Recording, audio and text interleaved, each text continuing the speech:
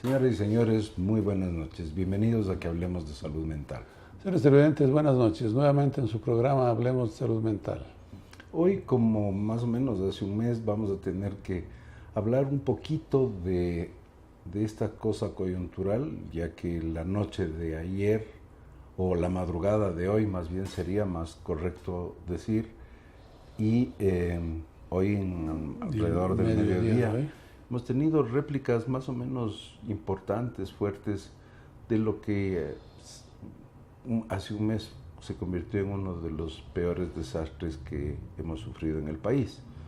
Felizmente en el día de hoy creo que no tenemos muchas muertes que lamentar, no hay catástrofes, no hay pérdidas muy grandes, pero sin embargo vale la pena que nos dediquemos a dar algunas recomendaciones en relación a este tipo de eventos que eventualmente pueden seguirse dando en nuestro medio, porque las réplicas, según los entendidos, se van a seguir produciendo hasta que finalmente estas dos placas lleguen como a acomodarse, digamos. Entonces se van a repetir. Entonces, la recomendación es manejarse con tranquilidad. Nos acabamos de enterar, por ejemplo, de una muerte en Quito vinculada al temblor, es decir, la gente al asustarse sale despavorida y es atropellada, y entonces, si no es directamente... Está confirmado en sí la muerte, el atropellamiento, sí. Según... Pero de todas maneras es una víctima más, es una vinculada al temblor. Indirecta, diríamos, ¿no? De una manera u otra relacionada a la reacción que la gente tiene ante este tipo de cosas. Exactamente, se le produce una reacción de angustia, de pánico casi, según la información, una pareja que sale corriendo, cruza la calle y le atropella, ¿no? Solo, como decía, lo de la muerte al parecer no estaba muy claro en la información. No está confirmado. Pero claro, eso es un ejemplo del tipo de reacciones que puede tener el ser humano en estos eventos que evidentemente no estamos acostumbrados ni los pasamos todos los días. Entonces, como es un evento mayor que uno puede o no puede vivirlo en la vida, mucha gente no lo habrá pasado y puede ocasionar ese tipo de reacciones de angustia, esas reacciones de huida, un poco hasta irracionales si se quiere, ¿no? Y eventualmente, entonces yo creo que uno debería tener una especie de programación. O sea, si hay un nuevo temblor, ¿en dónde me voy a parar o voy a salir? ¿Por dónde voy a salir? Es decir, una serie de cosas que le preparen a uno y que los pueda hacer de una manera más o menos tranquila, ordenada. Caerse en unas gradas, por ejemplo, de un edificio es una cosa que frecuentemente ha ocurrido en este tipo de situaciones. La gente que vive en edificios, evidentemente, especialmente si son altos y vive uno en pisos superiores, la percepción de los temblores son mucho mayor y eso puede asustar mucho a la gente. Y claro, la respuesta cuando no es de una manera programada es, como lo decía el doctor Gallegos, de una manera precipitada, instintiva, y uno no mide las consecuencias. Entonces, una caída en unas gradas puede ser muchísimo de mayores consecuencias, muchísimo más dañina que el simple hecho de esperarse y esperar que el temblor suceda, ¿no? Y pase. Yo sí veo un tema medio difícil en esto, ¿no? Difícil en el sentido que sí, hay que tener una programación, hay que mantener la calma, hay que saber qué es lo que tiene que hacer y qué no debe hacer en ese momento. Pero el momento en que viene el evento, yo creo que la reacción es absolutamente Por eso yo creo que uno debe prepararse. Evidentemente tiene que prepararse, condicionarse, ¿no? Programarse que si pasa esto, pero estar, como yo diría, repitiendo constantemente. Yo lo que sugería es de que uno diga, a ver, si hay un temblor dentro de esta casa, ¿cuál sería el área más segura? Entonces me voy a parar aquí. Si es que es un edificio, tal vez lo más aconsejable sería salir. ¿Por dónde voy a salir? ¿En qué condiciones voy a salir? O sea, si es que uno se programa, ya los eventos, cuando ocurren, no son de sorpresa y no son, bueno, van a ser de sorpresa, pero uno ya tiene un esquema de cómo voy a manejarme dentro de ese evento. Lo que pasa es que no hemos vivido así algo tan frecuente, diríamos, ¿no? Sí, porque ha habido temblores, han habido en otras Pero épocas. lo que pasa es que ahora son seguidos. ¿no? Al mes medio como que se estaba aflojando la tensión del de abril y vienen estos dos de la madrugada y de la mañana de hoy que evidentemente vuelven a mover todo, ¿no? Y además, una de las cosas que a mí personalmente me ocurrió cuando estuve en el terremoto de México es que ahora en el terremoto de Ecuador tomas conciencia de que son mortales, pues, de que van a matar un montón de gente, de que va a haber destrucción. Y eso es lo que genera tanto miedo. Porque los temblores, hemos tenido temblores y de una manera u otra hemos aprendido a vivir en una zona de temblores que es nuestro país. Pero la magnitud de esta tipo ha de sido cosas, una magnitud muy grande y evidentemente todas las imágenes que hemos visto en los noticieros de todo el mes que llevamos viendo, pues evidentemente, como tú dices, es algo terrorífico, ¿no? Pueblos enteros destruidos, ciudades parcialmente destruidas, o sea, ese tipo de cosas no lo habíamos visto aquí. Y eso claro que genera temor, genera miedo, y ante estas réplicas que además estábamos, como quien dice, esperando que más bien la situación se vaya tranquilizando, se vaya calmando. Los expertos dicen que va bajando el número de réplicas. Pronto viene una casi tan fuerte como el original al mes. Entonces yo creo que eso desbarata cualquier intento de programación que uno se venía haciendo, porque vamos aflojando también, no, ya no ha pasado nada, ya no ha habido nada, y de pronto nuevamente nos vemos abocados a que casi estamos como al principio, ¿no? Entonces eso sí a mí me parece un poco difícil y es explicable este tipo de reacciones espontáneas, este tipo de reacciones panicosas prácticamente, de salir corriendo, de rodarse las gradas, de caer en la salida, de lo que ha pasado, que le atropelle un vehículo por cruzar la calle, todo ese tipo de cosas, pues yo creo que nadie los hace conscientemente, sino que es en medio de esa desesperación de lograr un mejor sitio para protegerse de lo que está sucediendo. Bien, ahora sí, entonces entramos en materia del día de hoy, que habíamos tenido preparado el hablar del trastorno obsesivo compulsivo. Algunas personas, psiquiatras que son académicos, que discuten si se ingresa o no se ingresa una patología en las clasificaciones internacionales y clasificaciones de distintas sociedades psiquiátricas, todavía mantienen un debate si este trastorno del cual vamos a hablar se debería incluirle dentro de los trastornos de ansiedad o debería tener una categoría aparte por la complejidad y las características especiales que este tiene. Sí, yo creo que esa es una controversia que está plenamente vigente y se escuchan argumentos a favor y argumentos en contra. Y evidentemente se lo pone dentro de los trastornos de ansiedad porque es una de las manifestaciones importantes de este trastorno, la ansiedad. Otros consideran más bien la vertiente de pensamiento, la alteración de pensamiento, de ideas, y tratan de localizarlo en otro sitio. Independientemente de eso, yo creo que es un trastorno que se lo ve, que hay mucha gente que lo padece y que debemos tratar de entenderlo para tratarlo adecuadamente, ¿no? Entonces, entrando en materia para que se den cuenta de lo que estamos hablando, el trastorno obsesivo compulsivo se caracteriza por dos elementos. Como su nombre le indica, una obsesión y la compulsión. La obsesión es un pensamiento, una imagen, una palabra, un sonido que en forma no deseada está metida en nuestra cabeza y está persistiendo en nuestro pensamiento, y este pensamiento, esta imagen, esta idea, incluso yo creo que ciertos sonidos pueden aparecer, generan angustia. Y con el objeto de disminuir la angustia, la persona hace algo en forma compulsiva. Se siente compulsivamente obligado a hacer algo que disminuye el nivel de ansiedad que el pensamiento le está generando. El ejemplo más claro y una de las formas más frecuentes de presentación de este trastorno es el de contaminación. Entonces, hay personas que tienen la sensación, tienen el pensamiento de que si es que tocan cosas que otras personas tocan, van a contagiarse de gérmenes que la gente ha ido dejando en todas partes. En manijas de puertas, en el bus, en las pasamanos, etc.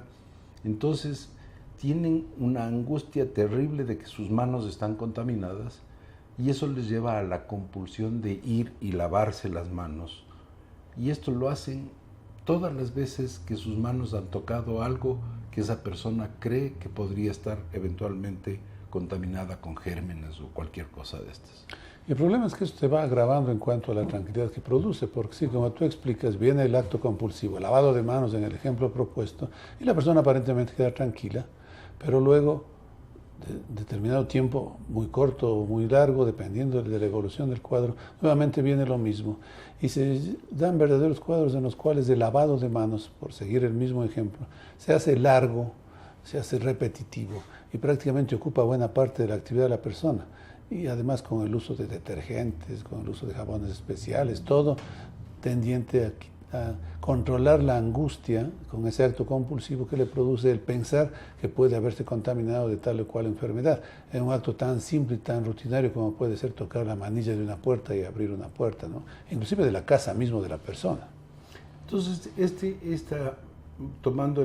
continuando con el ejemplo, esta compulsión les lleva a lavarse las manos 100, 200 veces al día, consumir una enorme cantidad de desinfectantes o de estas sustancias antigérmenes y se dañan las manos de tanto estarse utilizando sustancias antimicrobianas y jabones y la persistencia, la frecuencia con que se lavan las manos se empieza incluso a dañar la piel. Este es un ejemplo de un trastorno obsesivo compulsivo. Ahora, de este trastorno hay gradaciones, hay gente que más o menos puede controlarla, hay gente que tiene ciertos rasgos y que más bien se habla de una personalidad obsesiva que son bastante rígidos de una serie de cosas, pero el trastorno es algo que va acompañado del pensamiento que genera un sentimiento que es de angustia y una compulsión que tiene como objeto disminuir la angustia que ese pensamiento produjo. Y esto se va dando, se hace un círculo en el cual siempre estamos en eso. Pensamiento, la angustia, la compulsión, alivio, nuevamente el pensamiento, la angustia, la compulsión, el alivio. Y claro, como tú dices, las evoluciones son diferentes. Hay gente que puede ser muy benigno, muy suave. Que son rasgos de personalidad. Hay ¿no? gente que es así media temática, obsesiva. ¿no? Entonces, el temático, bueno, el temático pues es el entonces obsesivo, como sí. que, bueno, está hecho así, está acostumbrado a vivir así. Y hay otros cuadros ya obsesivos en sí, que son un poco más ligeros, diría yo, más livianos. Hay otro ejemplo clásico que es antes de acostarse voy a ver si he cerrado bien la llave del gas, del tanque de gas de la cocina. O si cerrado las puertas. O si cerrado las puertas, si hay seguridad ya para acostarme a dormir. Y lo hacen pues 3, 4 veces. Una de las también que yo he visto con frecuencia es que se regresan al carro a ver si han cerrado bien la puerta. Y ya se van a la casa y regresan por si acaso no verifiqué bien todas las 4 puertas. Y van para la casa y regresan una vesita más para ese tipo de cosas. Más o menos pueden ser más toleradas, ¿no? 3, 4 veces. Hay cosas en las cuales es realmente invivible para estas personas. Yo creo que el ejemplo que tú pones de la contaminación pues es uno de los más dramáticos que hay, de los más frecuentes que hay. En cuando vemos estos cuadros de trastorno obsesivo compulsivo, realmente yo creo que ya desbordan la realidad, ¿no? Ya caen dentro del terreno de lo que hemos llamado psicosis, o sea, estar fuera de la realidad totalmente de la persona. Hay otros más ligeros, hay otros sí, que son temas que, bueno, no le afectan mayormente el estilo de vida ni la rutina de vida de esa persona. Pero este ejemplo que sí, es un ejemplo extremo, pero no por eso es raro, ni que se lo ve de vez en cuando. Creo que se ve más bien con frecuencia, que interfieren totalmente en la vida de la persona. Y claro, esa persona vive en esa rutina, vive con esa compulsión, con esa angustia y difícilmente va a dedicarse a otro tipo de actividades. Entonces, la gran diferencia entre lo que mencionó el doctor Gallegos, que casi que está lindando con la psicosis, la gran diferencia es que en la psicosis el individuo no es consciente de que eso es irreal, incluso desproporcionado, ridículo. Los obsesivos se dan cuenta de que es irracional, de que no puede ser así, pero sin embargo el nivel de angustia que tienen les lleva a la compulsión. Entonces hay una conciencia de que esa cosa es desproporcionada, irreal, que está generando un nivel de un pensamiento que no es adecuado, que es irracional, que no podría ser así, que eso no podría ser, por muchas de las características, luego les pondré otros ejemplos, pero sin embargo se quedan con la duda y mejor me lavo nomás las manos. Por si acaso me lavo y ya me lavé, por si acaso no me haya lavado bien, vuelvo a hacerlo, uso un poco más de jabón, me demoro más tiempo lavando. Sí, hay ese criterio de irracionalidad, de absurdidad, ¿no? Sí, pero es absurdo lo que estoy pensando, no, pero por si acaso tenga realidad, entonces lo hago. Bien, vamos a unos anuncios y regresamos con ustedes en un minuto.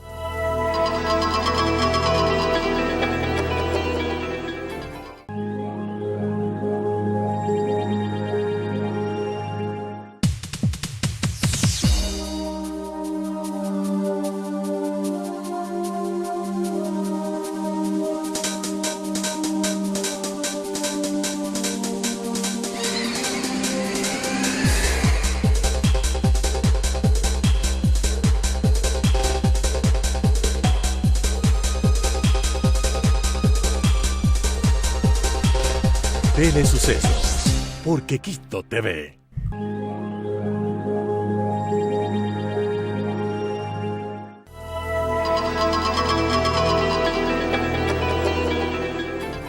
Todos de una u otra manera podemos tener ciertos rasgos obsesivos en nuestra personalidad. Es decir, incluso durante el desarrollo hay como una etapa en donde uno se vuelve un poquito obsesivo o aparecen ideas obsesivas. Por ejemplo, no pisar las líneas de la acera. Si es que yo piso las líneas de la acera, me toman lección en el colegio hoy día, por ejemplo. Entonces se asocia un pensamiento de algo con una respuesta medio mágica. Es decir, si es que topo 3 veces la puerta sin golpear y después golpeo, sí va a estar ahí mi enamorada. Ese tipo de cosas que son... Un poco cosas que medio caen en la superstición. Si es que me pongo calzoncillos amarillos, me van mejor que cuando uso negros, en fin, cualquier cosa puede ser, ¿no? Pero cuando estas sobrepasan estos niveles en donde es una especie de juego con un pensamiento mágico, hablamos de trastornos. Y yo quería hacer énfasis en la diferencia entre la personalidad obsesiva, que es un individuo que es puntual, honrado, confiable, que va incluso a sacrificar sus propios tiempos por cumplir las cosas, pero es un individuo que también tiene más dificultades en sus relaciones interpersonales porque es más desconfiado de los demás, es más celoso, es una persona que difícilmente hace amistades de verdad porque siempre tiene un nivel de desconfianza. Pero cuando estas cosas se vuelven exageradas, el trastorno obsesivo compulsivo prácticamente invalida a la persona a participar en una vida social. Son gente que ya casi no quiere salir de la casa, por ejemplo. Sí, yo creo que hay sutiles diferencias con lo que tú mencionas de la personalidad, porque es algo que paulatinamente se va desarrollando, se va formando, y no es una irrupción. Entonces la persona, como esto es progresivo, más o menos ya se ha hecho a ese estilo de vida y eso no le interfiere en buena parte de sus actividades. El trastorno obsesivo a veces es muy difícil de situarlo cuando se inició, pero parece que se inicia, ¿no?, muy temprano, se inicia en la adolescencia. Y claro, uno va viendo esa gran ansiedad por ocultar en muchas veces ese tipo de síntomas, hasta que sí ya se hacen bastante inmanejables. En el caso de la personalidad, pues la persona los maneja, no le interfieren, sí tiene esas características que a veces hasta pueden resultar medias favorables, del ser medio temático, medio cumplido. Son muy confiables y les va bien. Les va bien en su trabajo, les va bien profesionalmente. La vida familiar es a veces difícil porque son demasiado rígidos. Y las relaciones interpersonales, ¿no? Pero el trastorno en sí, el momento en que Muchas veces sí vemos adolescentes ya configurado el trastorno muy claramente con todas sus manifestaciones, pero por conductas extrañas que han observado los padres, no porque el adolescente ni el joven vaya y diga me está pasando esto.